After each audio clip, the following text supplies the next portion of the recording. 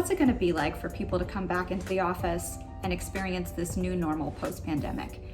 Which we're going to start by talking about the reception area space, because that's the first one they run into. And we want to make sure that the new safety rules and protocols are going to be really clear for everyone involved so they can feel safe and also totally prepared for the new office environment. So prior to having your team come back in, we really recommend a lot of communication about what it's going to look like,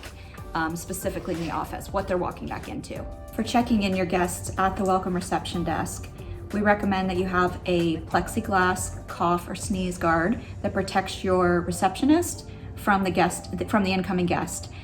as well as a hand sanitizing station right there, so that as your guest has come in from the outside or touched an elevator button, etc., that they can go ahead and sanitize their hands right when they get there. The last thing I would suggest is to have a no physical touch sign-in process. No pen to paper sign-in, not a touch screen, just verbally giving your information and getting checked in that way.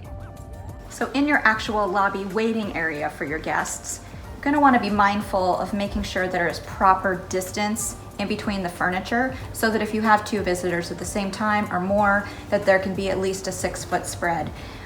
If you have a smaller space and that is not an option to really distance everything out, take a few pieces of furniture away so that you are only providing a couple safe distance options. Also, you're going to want to eliminate refreshments, snacks, and shared magazines at this time.